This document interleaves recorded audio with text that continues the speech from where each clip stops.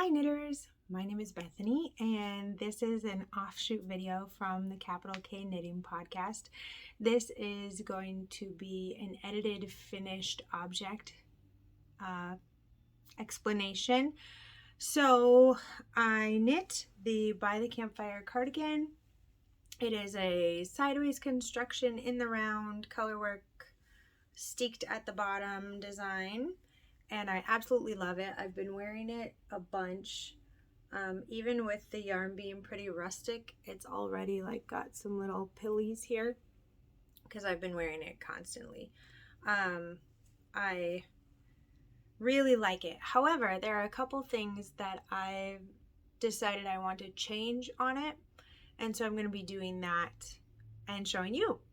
I modified the neckline on the back, the collar of it. Usually for the pattern, the neckline would just be on the back.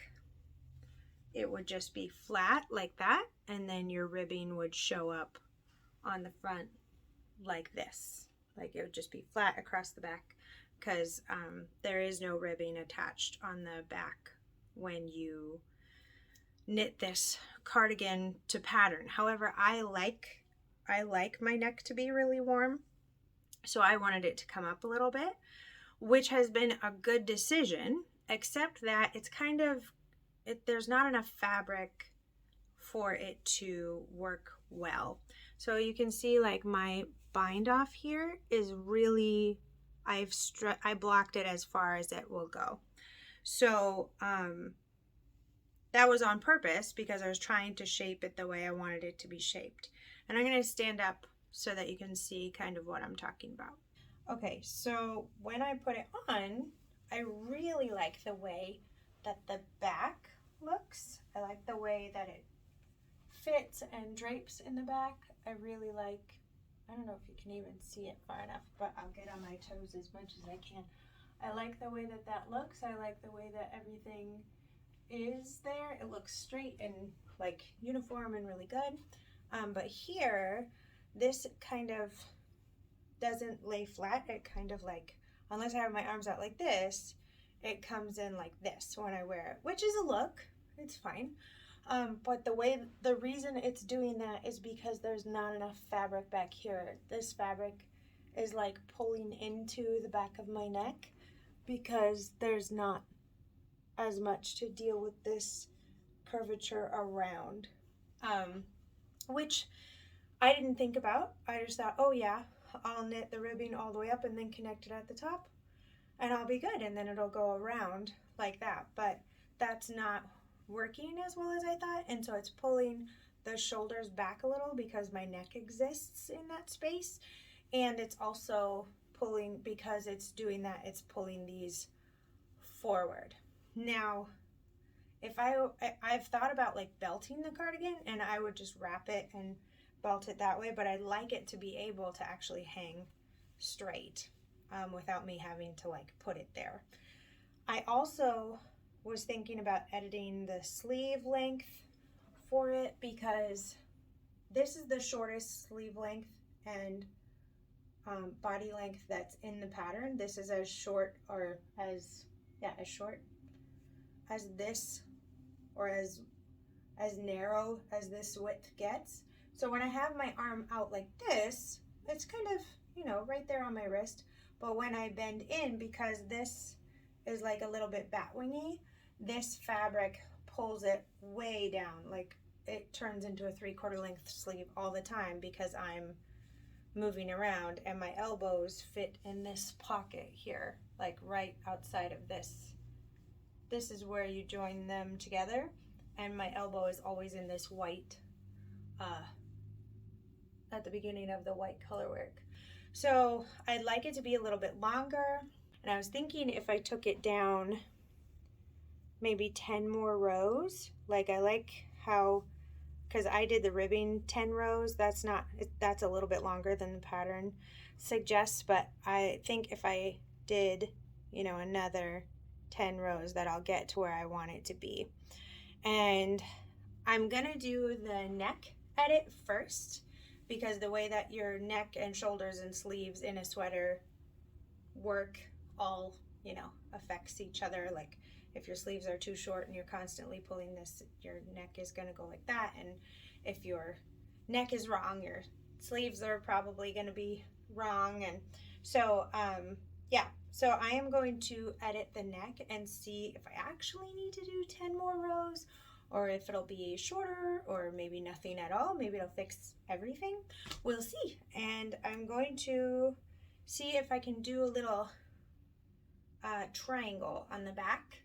Instead of it being just a seam on the back like this, I'm going to see if I can make like a little triangle of fabric, knit a triangle of fabric there, so that there will be more fabric for that curve around. So here we go. Okay, this is a complete tragedy as of right now. I was attempting to find the end that I wove in and like the little way that I stitched them together, which was just a continued 3-needle bind off from the inside. Wow, it is hard for you to see. I'll back up. This 3-needle bind off, but it's two separate things actually. This 3-needle bind off isn't going to be affected by the collar. I did them I did this bind off separately from this because I picked up all these stitches on their own when I was doing each side. So this fabric down here is entirely safe. It's not attached to this at all, but this is I thought I was pulling from the center here, from the center seam where the end would be, but I think I'm a few stitches off. And you can see this one's actually live. These are just the edge of the ribbing here. So I'm actually going to attempt to make the same mistake over here. And then it'll be really easy for me to make this triangle if it works. And we're back. Okay, so I had to stop for a minute the other day because I was getting a little overwhelmed, and I knew I didn't have enough time to finish the whole thing. So we're back. And what I've done is I've taken all of these stitches, right? And you can see how I've started ribbing down here. And this is a little end that I have to weave in. I'm going to attach more. I'm going to felt like more yarn there so it'll be easier to weave in. And I've woven in all of the ends here that were on this side, that were just like all along this side, that we're starting to unravel, so that I just have some stitches here. So I have, I think, 1, 2, 3, 4, 5. It's hard to see because I just kind of went back and forth and back and forth, and that's okay that some of the stitches are twisted on there, because I just always go through the right leg. So whether the right leg's in the back or in the front, if you always go through the right hand leg on your stitches, then that's how, does that make sense? That's how your stitches won't be twisted if you do that. So on these, obviously they're like going different directions, so I'll just make sure that I'm not twisting those as I knit. So I've got some ribbing here, and I'm just picking up one stitch from this side, and then when I turn my work, I'm slipping that first stitch and then doing ribbing across and picking up one stitch from this side, turning my work, slipping it, and then going across. So it's a slip stitch short row. It's not a German short row, because I don't think that's necessary right now. You can see this is going pretty well right now, and I think there are some, as I was thinking about it today, I realized there was an easier way I could have gone about this. I could have picked up the stitches along the outside to secure, like on either side of the seam to secure that. Don't worry, these are actually woven in. All of these ends are all woven in to secure those. But I think that would also require me knowing where my end was. So the con, obviously, with using black yarn is that it's very hard to know where your end was woven in. And in the future, I might leave a longer tail for that, especially with non-superwash yarn. It'll just kind of find its way felted in if you leave it, I think. But the beauty of black non-superwash yarn is that I've just been taking different ends and felting the end of my working yarn to it and working it how I need it to work, which has been lovely. And for the loops here, you can tell that this obviously is an end, but this is a loop. And so I wove all of these in so that I can cut them later. I'll probably wait until I'm all the way done and make sure everything's set. But I just finished this side. So what I'm gonna do is, because I already took a stitch from this needle, what I'm gonna do is slip this one and then work my way back across. I love using DPNs for this kind of work. I know some people might think it's really fiddly, but fiddly is not necessarily bad. You just gotta know where your stitches are at. And then secondly, the more, just like a sock really, the more fabric you get underneath your needles, the more stable it is. And since this has an entire cardigan underneath the needles, it's pretty easy to work with. Also, I love being able to segment sections with DPNs. So obviously I have the bottom all on one, and I have one side on another one and the other side on another one, so that when I look at my stitches, it's not hard for me to see how much is left on each side for me to pick up, or what's left to do. So we're gonna get to the end of here, and then I'm gonna pick up one of these, and you can see here, right, that this stitch is how it's supposed to be. So I'm gonna pick that one up in the front, but this stitch is not quite, that one's twisted. So the next time I come through this, the next time I come to this needle, I'm gonna knit it through the back loop. I could put it on this needle and then turn it around and everything, but it's the same as, knitting it through the back loop if you have a twisted stitch on your needle. So there we go. And then I'm just gonna slip that first stitch and work my way back and forth again.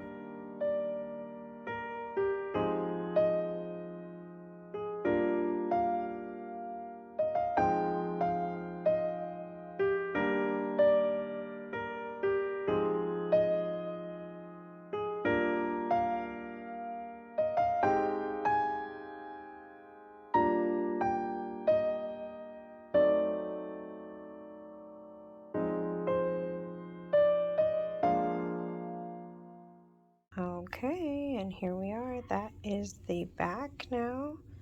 I took one of the ends and pulled this down just to tack it down because it had like kind of this corner that came up to about here, but made it look more symmetrical over here, and it is very nice. So with the stretchy bind off and with the extra fabric, I think this will do a lot better and be more comfortable.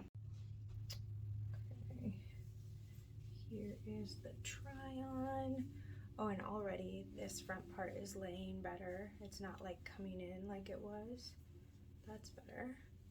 And then the arms are longer. It used to be that they were like here, not so much about there, when my arm was out.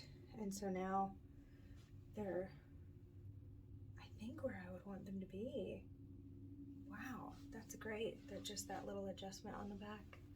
And it still looks really good on the back. The drape is still good. It's still, it might even come down a little bit longer on my rear. And this is actually where this break in color work is actually that it's supposed to be like this seam, the shoulder seam. So I have bad posture So it's always just a little bit back. But yeah, I think this is, so if I block this out, I think it's going to be even better. Just take a little bit of the, like, stretch it all the way out. Oh man, yes. I was wondering if I'd have to do the sleeves afterwards, but I don't think I will. I don't think I'm gonna have to, because remember how my elbow was like here before? Yeah, that's really great. Yeah, now my elbow's now in like this green fade instead of over here. I think that's it, friends. I think we don't need to do any sleeve editing. I am going to wear it for a little while longer and see if that's actually true, because it was that it would come up to like here when I was bending my arms and moving around, and maybe I will want it to be a little bit longer, but I'm going to wear it for a little bit longer and see if that's the case or if it's good the way it is.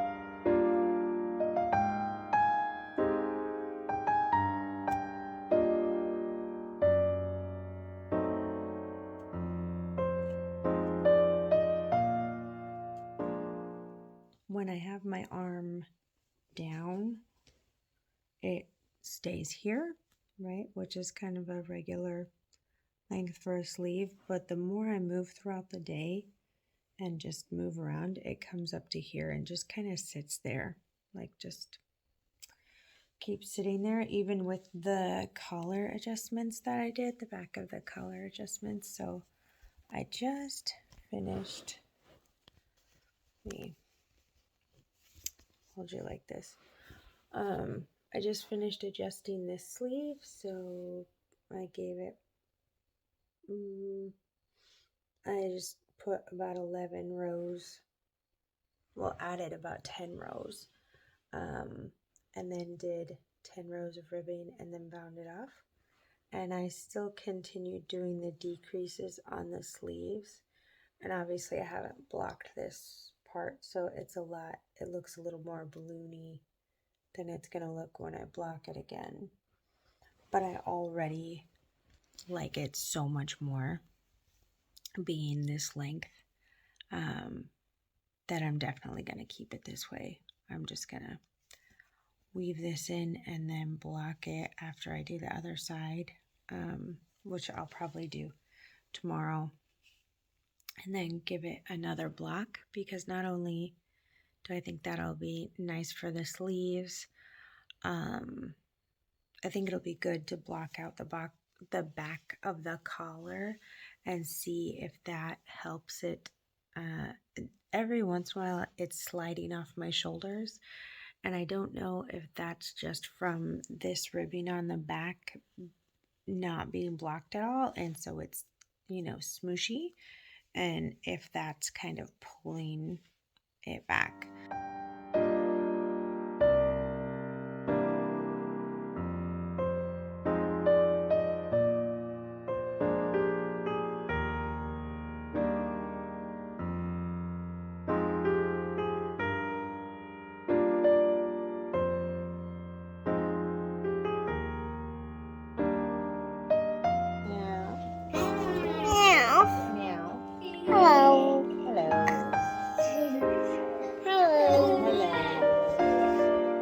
Mommy Missy. What are you doing?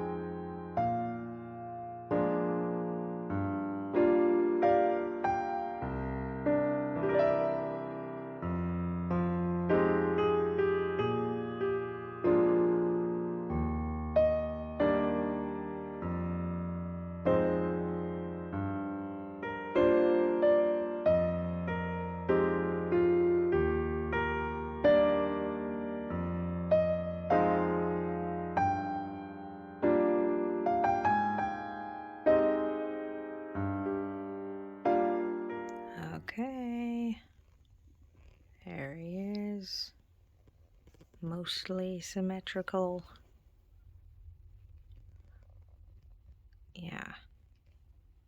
I think the only other things that I could do to make this completely and utterly finished is those parts down here that I pulled the steek farther in so that my mistake increases would be hidden, is to chop those so that the fabric isn't heavier on this side of the cardigan than it is on this side. And then up there where that little bubble was on my shoulder, I showed you guys in episode 14, I think. That little bubble, I specifically folded it there. The last time I blocked it, I tried to get it as smooth as I could, but there was still a bubble there. So I'm gonna, I folded it. It's hard to see actually. Can you see it over here? Yeah, right there. Folded it in so that it would be easier to like whip stitch fold inside the shoulder maybe. I'm still thinking about that, what I should do. Or maybe even do just like a crochet edge, almost like another, I don't know, another situation there. I'm gonna think about it some more as this dries and see what my best option is for that. And then I think after that, this baby's gonna get a tag.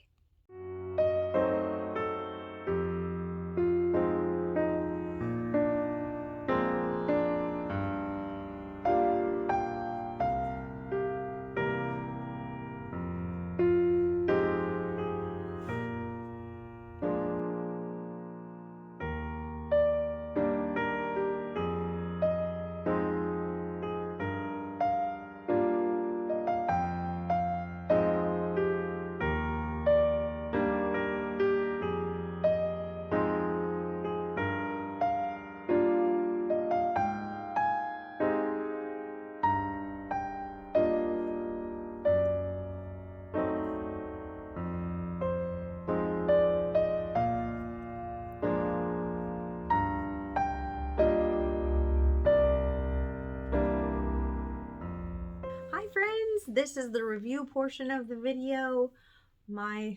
We have some really good light in here, so my glasses have this glare on them, and that's okay. We'll just take them off. Who needs to see? It's fine. This is by the Campfire Cardigan by Rachel Ilsley with Unwind Knitwear.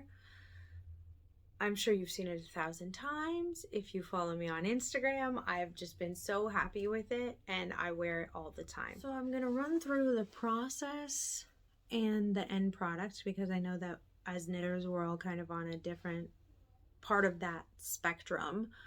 And also, I know a lot of people kind of do a litmus test of would I make it again, as I guess a way of showing how enjoyable it was for them or how much they like the end product. But that doesn't really apply to me because once I've made something once, and usually if I've made mistakes that are rough enough, I'll rip back. And so once I've made something once, I'm generally not going to make it again. I guess unless I lose it or it's for another person, because usually I don't need two of the same thing in my life. You know, says the person who owns 4 pairs of the same jeans and 8 long sleeve Henleys that are exactly the same. But when I'm making something, I'm probably not going to do that again because I'm driven as an ADHD brain by novelty and challenge, and that making the same thing over and over isn't going to bring me joy from those aspects. So I really love being able to try new things. With this pattern, I was able to try color work in a garment, and it was more than one by one color work, which is the only thing I've done before. I believe it's the only thing I've done before with this. I've since done more color work projects, but I think this was my first one. I really enjoyed it. The Lopi yarn and the Holstgarn yarn was a great choice. It's not a next to skin thing for me. I know that some people don't really care. It doesn't matter to them. They can just wear a t-shirt and like this over it. I tried that. Not a fan.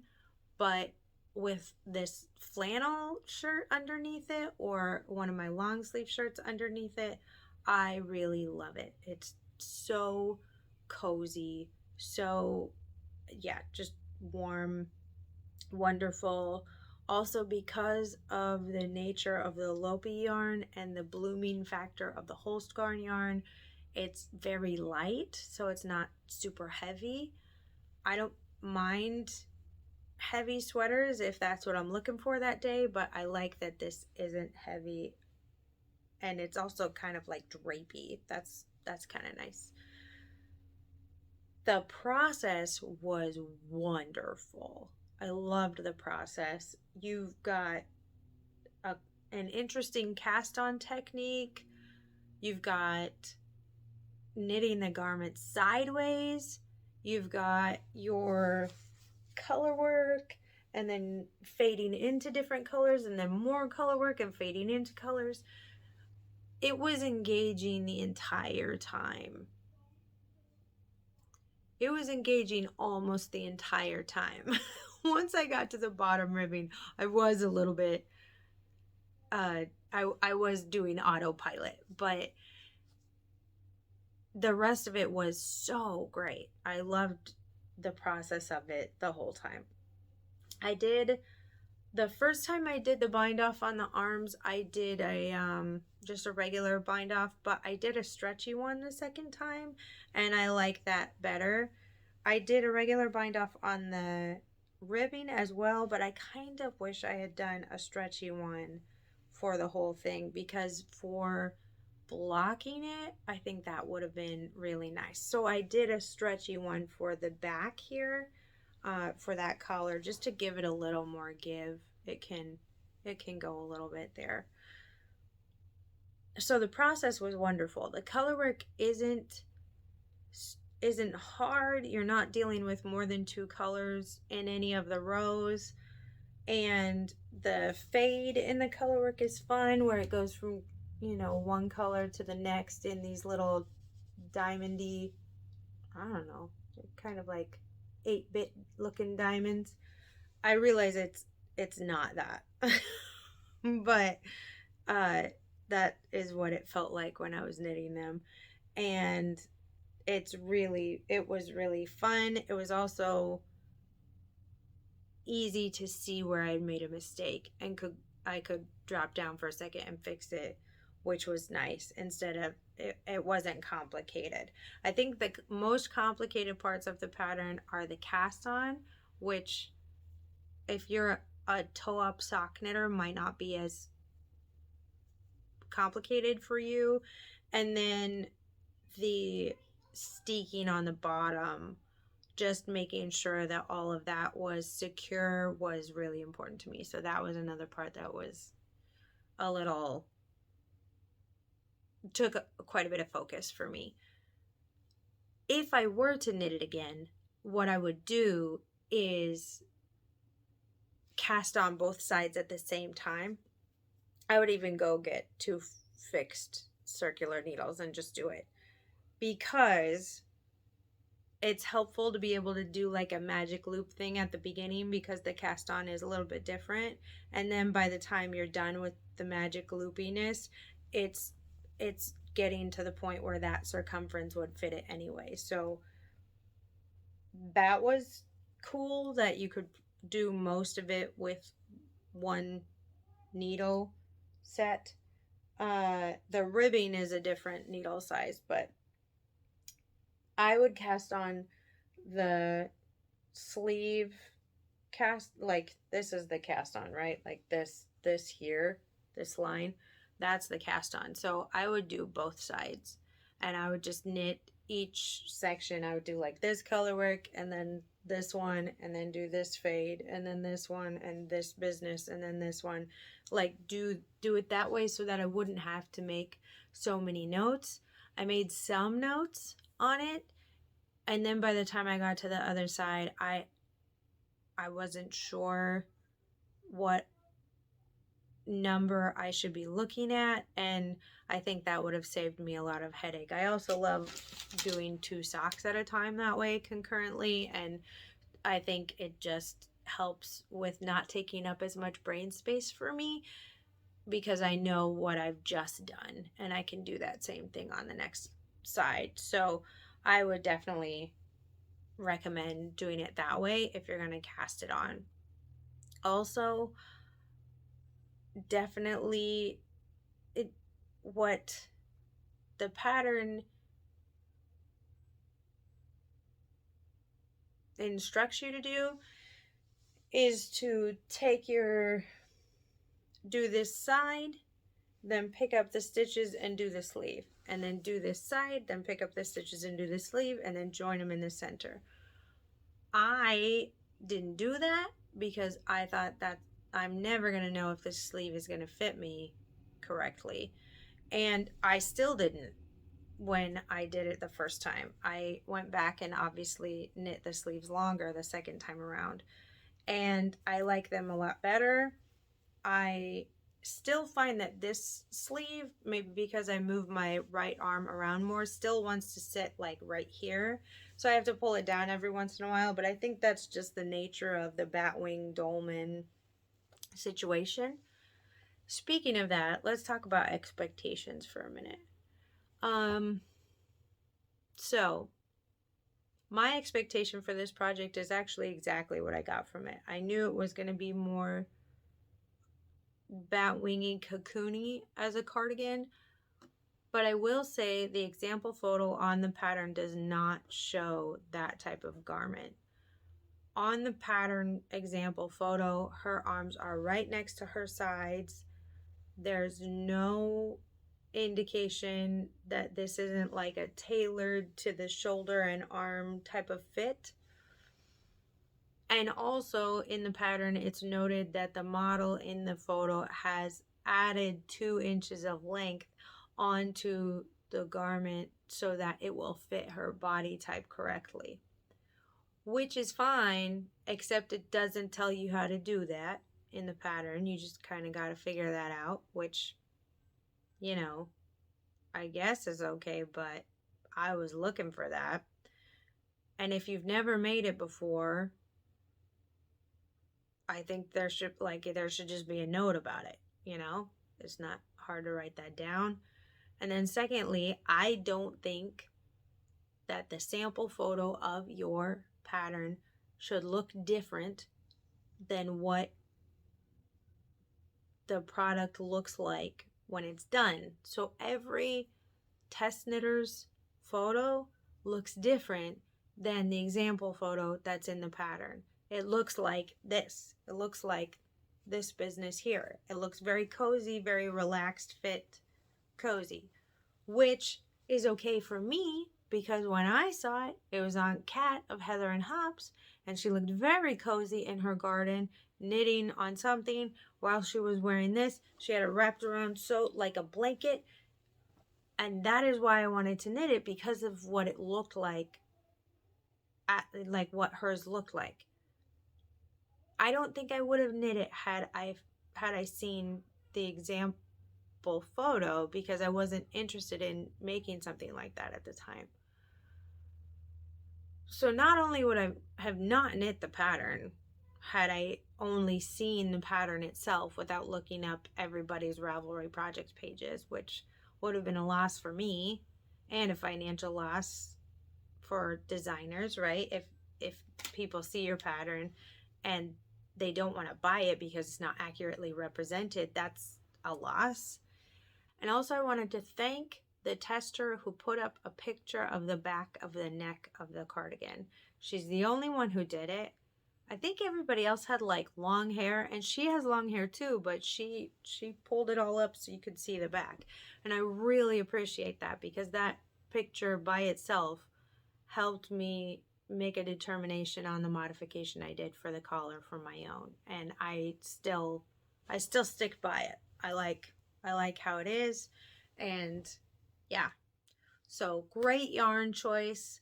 I think it's going to be fabulous for fall time bonfires and all of the outdoorsiness that happens during the autumn and some of the winter, and then it's just going to be nice in the winter. I cast this on in January. It's April right now. I'm still wearing it. I don't know when I'll feel the need to put it away, if I'll ever feel the need to put it away. But if I do, I know I'll be really excited to see it again in the fall and the winter. I think the only downside to this pattern is the expectation put forth with the example photo on the pattern itself. If there were some other photos included in the pattern of the testers examples or something like that, I think that would really help. Expectation wise with this pattern, I think it could use a little work. I think that the schematic drawing in the pattern doesn't do enough to adjust the expectations that a knitter would have after seeing the example photo on the pattern itself. And I think it is not a good idea for a designer to expect a knitter to look through all the Ravelry project pages and make sure they have an accurate expectation of what they're getting into. I think it's important for the pattern itself to do that, so that they can be looking, if they are a person who wants to research all the project pages like me, then they can just be looking at modifications or something like that, not be looking at it thinking, did everyone modify these sleeves? What is going on? You know, I think that's important to try to set expectations as realistically as possible for designs, whether it's a design that a pattern that holds your hand or not. Whatever you're setting forth as an expectation, it should be realistic to what would come off the needles for a knitter who's followed the pattern correctly. So that's it. I'm going to go ahead and put a tag on this one because it is as good as it's going to get. And I love it. And it's staying with me.